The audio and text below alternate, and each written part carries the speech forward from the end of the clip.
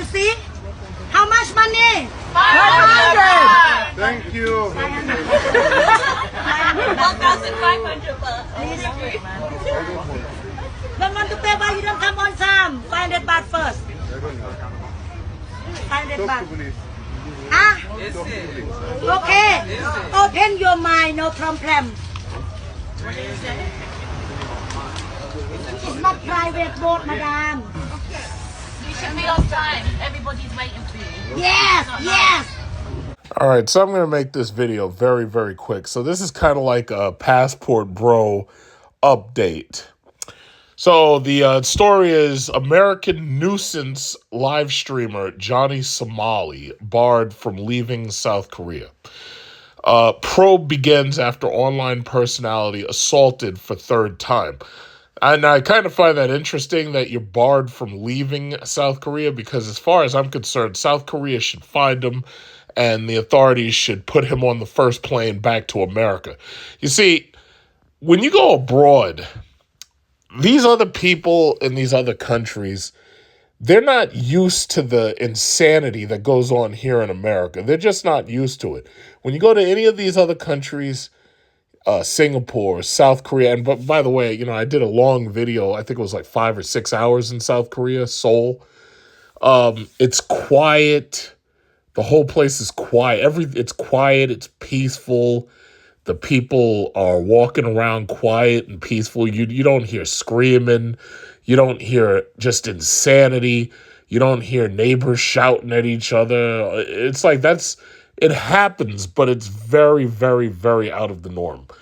They're not used to seeing people acting like idiots and just acting stupid. And I understand that that's part of, you know, being an American. You know, for the most part, you have the freedom to go nuts as long as you don't, infringe on anybody else's right, because they just might be carrying some of that Second Amendment with them, if you get my drift. But the reality is, it's like some of these people, they just don't understand. When you go abroad, there's just a certain level of acting right that you're just supposed to do. I can't even put it into better words. You're just supposed to act right. Very quick story. When I was living in China and I was a student there, I never had any problems with the Chinese government. Never had any problems with the Chinese police. Never had any problems with the Chinese military. Never had any issues at all. Not a single. I can't report a single issue. Now I'm a 6-foot-something black male. Back then I was like 22. Didn't have a single problem. I could say the same thing about being in Japan. Didn't have a single problem. You got Japanese cops walking around. They don't carry guns. They just carry those little billy clubs. So if you do something wrong, they hit you right over your goddamn head because you probably deserved it. And never had a single problem. I was in South Korea. I saw police. They saw me. Everybody just kept it moving. It was like not a single issue. I looked at them. They looked at me. It was like, yeah, whatever. And that was it. No problems.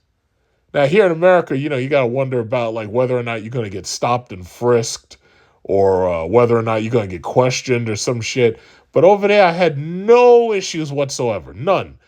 So for one of us to go over there and just start acting a fool, it just bothers me. If I was South Korea, I would find him, terminate his visa, and put his ass on the first plane back to like the Bronx that I could possibly do. So anyway, but what I was going to say was when I was in China, one of my roommates, now this was a dude, I'm not going to say his name. I could, but I'm not going to say his name because I try not to say names.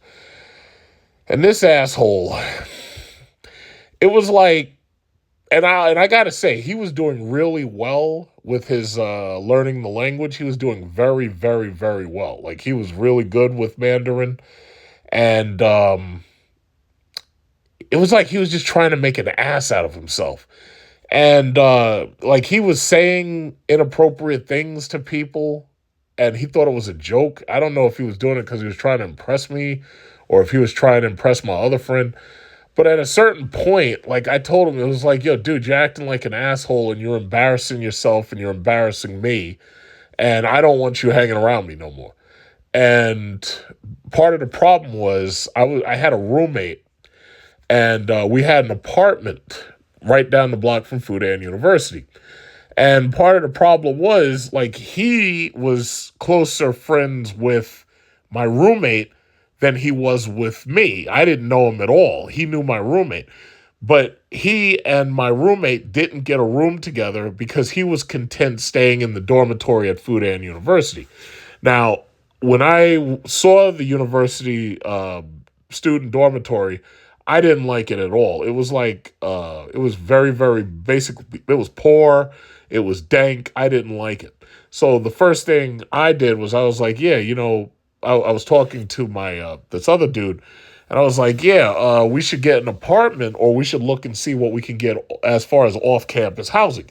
So sure enough, we ended up getting this apartment. And it was like, I think it was like, all in all, it was about $300 a month. It wasn't very expensive, and it was like down the block from the school.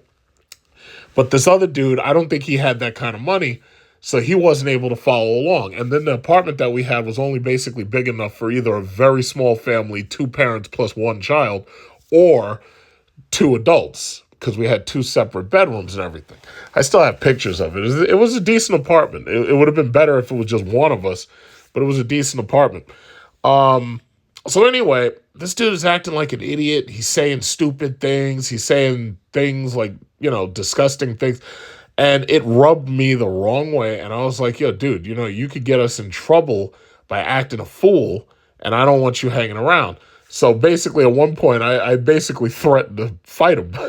And I don't know why I pushed to the violence right away. I think it was because I was drinking some of that Chinese fire water. Because they have alcohol over there that, they got some alcohol that makes men beat up their wives over there. They call it the fire water. And I was like, yo, listen, I'm going to knock you out if you don't stop. And we didn't end up fighting at all. But the bottom line was, I was like, yo, listen, act like you got some sense. It's like the last thing I need is your dumb ass getting me locked up or something because you're acting a fool, and then you get us caught up in something, right? But that was basically the story. So anyway, it says South Korean police have barred controversial American live streamer Johnny Somali, whose real name is Ramzi Khalid Ismail. So you already know this dude's got problems, from leaving the country. Now that's what I don't understand. Why don't you just ban his visa and kick him out? Like, don't keep him there. He's a clown. Get rid of him. But anyway, it says as investigations begin for obstruction of business and alleged drug use, the Seoul Mapo police station are probing the 24-year-old for allegedly disrupting business at a convenience store on October 17th, where he was said to have poured instant noodles on a table after an employee stopped him from drinking alcohol. When more employees stepped in to stop the streamer, he allegedly responded with violence. Police revealed they also plan to begin investigations for alleged drug use after they received a report through an emergency hotline, reported All K-Pop. Somali, known for rage baiting for reactions, began his South Korea visit with a stunt involving a bronze statue of a girl symbolizing the victims of Japanese wartime sexual slavery or comfort women, where he was seen kissing it, twerking, and performing a suggestive dance. His antics saw him being targeted by local social media, especially South Korean YouTubers, and he was attacked twice in Mapo district on October 24th and 27th before the latest assault on Thursday by a man in his 20s. So obviously somebody saw this guy acting like an idiot and decided to deal with it themselves. Now, the South Korean people, from what I've seen, they are like the calmest and they are like the most peaceful people you could imagine. Like, they are so quiet and they just walk around quiet. And for them to have to be aggravated by this asshole, I really wish that they were like the gangsters on those Takeshi Kitano movies, and they could have just dealt with this dude instantly and once and for all. But apparently it wasn't like that.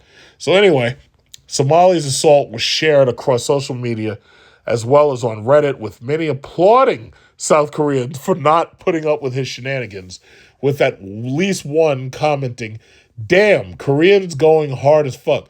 We salute you." It says, "Kick streamer Johnny Somali gets beat up in Korea by a Korean YouTuber. Hey boy, are you crazy boy?" I don't know if I should watch this, but I don't know. Like, yeah. I think he's saying, "Boy, are you crazy boy?" Yeah, and that's the police. They should beat the shit out of him, but I guess they're not going to do that. Hey, boy. Uh-oh. Hey, boy. You crazy boy? Hey? You a crazy boy? Look at the police. The police are just trying to keep everybody from killing this dude. I'm outside tomorrow. All right, so yeah, you get the message. You get the picture. Let me see. How do I get back? Fuck. So it says his provocation has apparently also resulted in a South Korean YouTuber has put a bounty on him, leading to many creators hunting him down, according to one comment. A Korean YouTuber put a $1 million won bounty, about $770, for information about where he's at. Originally a Kick streamer, Somali recently got banned on YouTube and is now only active on Rumble, though he has yet to host a live stream. He has even drawn criticism in the South Korean parliament, where during an October 30 session, several officials voiced concern over his actions, concluding that his behavior would be monitored moving forward. So it got so bad that you've got the goddamn South Korean parliament, where they should be going to talk about Kim Jong and North Korea. They should be worried about that, but they got to talk about your stupid ass. So anyway, in 2023, Somali was convicted in Japan for repeated disruptive acts and was eventually found guilty and fined 200,000 Japanese yen. It says RM 5,724. So I guess, oh yeah, you know what it is? This news is coming from Malaysian news. So they're talking about, I guess, RM must stand for like rupees or something. 200,000 Japanese yen.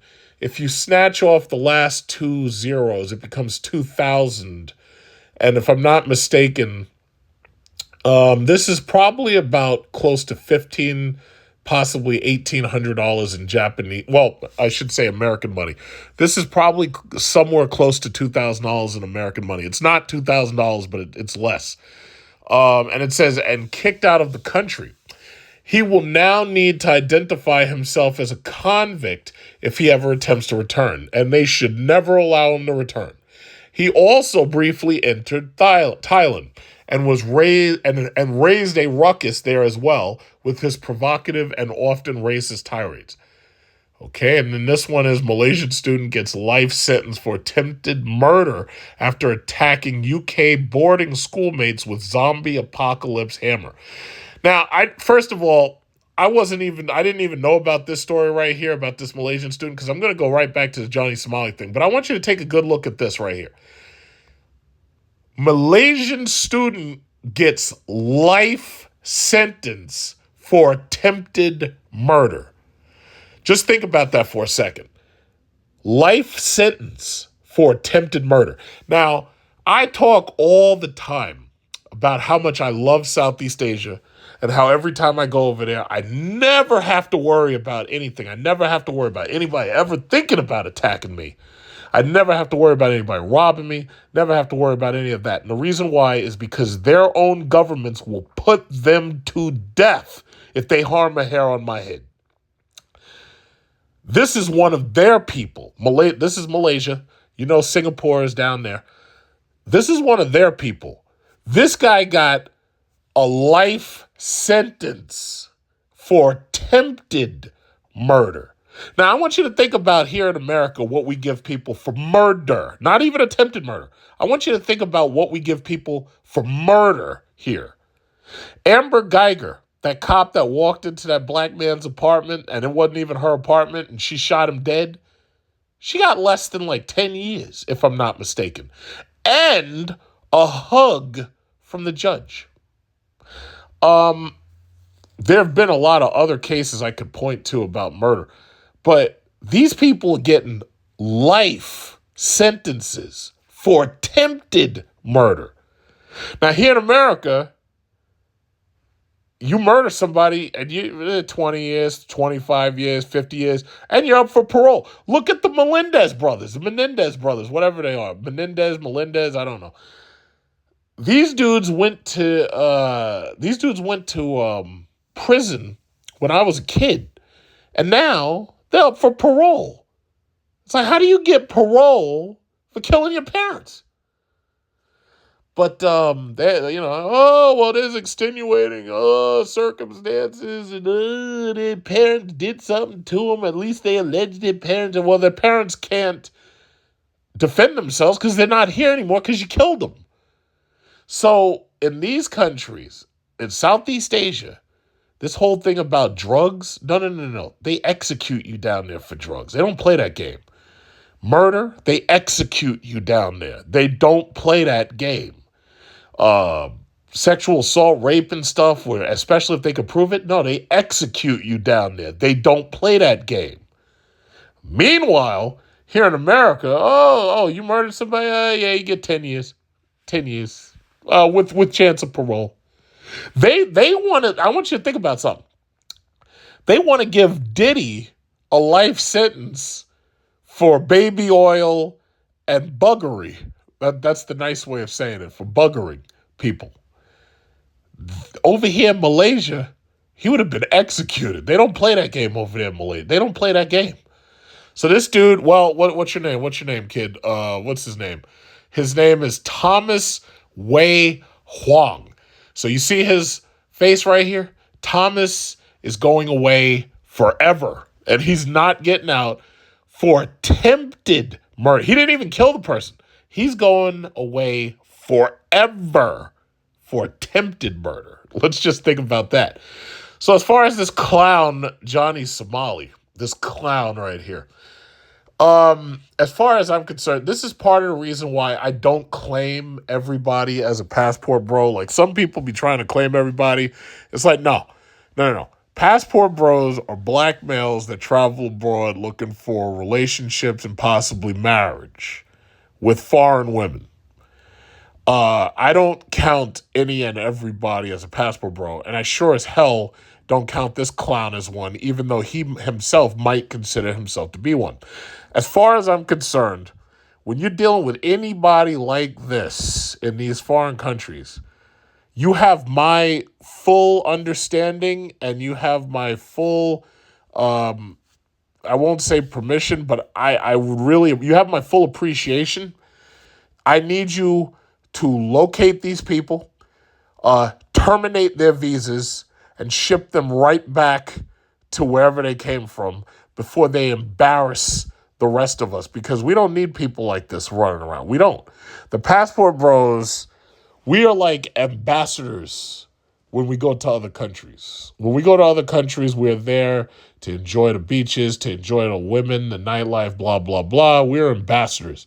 This is the last type of person who should be allowed to run around acting stupid at all. I want you to think about it. You remember Otto Warmbier? And Trump had to rescue him from Kim Jong over there in North Korea. Otto Warmbier, he decided to go over to North Korea and act stupid. He decided that he was going to steal a North Korean flag. North Korea locked his ass up, and I think they fed him like garbage. Like, they fed him canned food in jail, and he got botulism from it. He got food poisoning. And by the time Trump was able to get him back over here, dude was basically dead. He might have been dead before he even got on the plane, for all I know, because I wasn't there. Bottom line is, he went over there acting a fool. Just acting a fool. And they just showed him we're not having it. We're not playing those games. You see, totalitarian and authoritarian governments, they keep them people in check over there. They're not used to seeing this insanity coming from the West into their country. They're not used to that. So when they react quite violently, and they react quite sternly as well. So my thing is, I have no problem with it. Because see, when I go over there, I know how to act. I'm very nice. I talk to everybody. Yes, hello, good evening. Yes, sir. No, sir. Have a nice day. Blah, blah, blah. These people go over there acting silly on their statues and going and damaging their artwork and stealing their flags. Yeah, well, you found out the hard way that these other countries ain't tolerating that. They ain't tolerating it not one bit. And I know there's some people who are out there who like going crazy and shit, and they love they love doing it. Like they like acting a fool wherever they go, embarrassing us.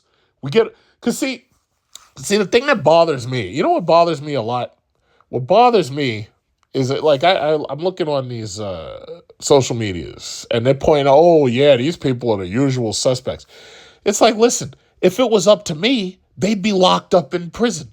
If it was up to me, especially the murderers, they'd be executed. But the thing about it is, I live in a country that literally has laws that does everything it can to protect the perpetrator. And meanwhile, the victims, they just get stuck suffering with whatever they got victim. You know, and it bothers me because I know if it was me setting up these rules, there would be no recidivism rate. Even if we had to do public beatings like they do in Singapore, because, you know, we had an American, and everybody knows this story because I remember when I was a kid, and he went over there to Singapore, and he decided that he was going to vandalize people's cars. Well, you know what they do over there in Singapore for stuff like that? They don't even bother putting you in prison. What they do, they put you in public, and they got these chaps like a cowboy, and your bare ass is exposed, and then they cane you. As far as from the moment that I heard that story and I heard about what happened, I was like, yeah, that's fantastic. And this was when I was a kid. And I'm like, well, what's wrong with that? You vandalize people. Do you know what I would do to you if you touch my Cadillac or if you touch my Jeep SRT? You know what I would do to you? You don't want to know what I'd do to you. So for them to pull your pants down and cane you, as far as I'm concerned, you got off light. But bottom line is, they showing you they ain't tolerating this nonsense. Meanwhile, when you're in America, oh, you go to a judge, and the judge might give you a $50 fine or some nonsense like that, and you go right back out and do it again. Let me tell you something. When you got your booty hanging out and they cane you down there in Singapore, I promise you, you are not going to ever do that again. I promise you, you won't do it again. The thought of thinking about doing that to somebody's car or pissing on an elevator or doing that stuff, you won't do it. I guarantee. When I was in Singapore recently, when I had garbage in my pockets, like I had like gum wrappers and stuff like that, let me tell you something. Just based on the stories that I heard when I was a kid about what they did to this guy, I was afraid to I had to make sure that the garbage stayed in my pocket because I was like, okay, let me find a garbage can and let me put this in the right garbage can. Because just based on that story, I was like, yeah, these people ain't fucking playing. If I put this plastic water bottle in the wrong place, they might have a problem with that. You ain't gonna catch me doing nothing wrong in a country like that. And I went there. People were like, oh, yeah, well, you better watch out. You're going to Singapore. They're going to get... I had a great time. To be perfectly honest, I didn't like the food. But other than that, I had a great time. And I came back here, and my ass has no welts or beatings on it because I didn't do anything stupid. So that's the bottom line. It's like these people... Especially these people, like if you're gonna be down with passport bros, it's like you can't be acting a fool. And I know somebody, you know, there's some people be like, oh well, you can't tell a grown man what to do. Fuck that. When you are representing me, or you're representing my country, or when you're representing my skin color, let me tell you something. I will personally tell that government to lock your ass up. to take your visa and to burn it. When you don't represent me like that. No. No. When you go over there, you act right. And if that government can't put enough fear into you to make sure you act right, no, you gonna act right. One way or another. So, Mr. Somali, when the South Korean government gets their hands on you, because you can't hide. You can't hide. You can go out at night, but that's about it. You can't hide. You can't go out in the daytime. They will see you. When they get their hands on you, hopefully they simply terminate your visa and send you back here or wherever it is you're supposed to be, because you ain't supposed to be there acting a fool. Japan, hopefully they terminated your visa and they absolutely have your passport in a backlog of people we're not letting in. And I don't want to see you in China. I don't want to see you in any of those countries over there. When they send your crazy ass back here, that's what I'm looking for. You belong here. You belong here with the rest of the mentally ill that they've allowed to run rampant. You don't belong over there. So you don't go over there representing us. No. Nope. And even YouTube was smart enough to get rid of you.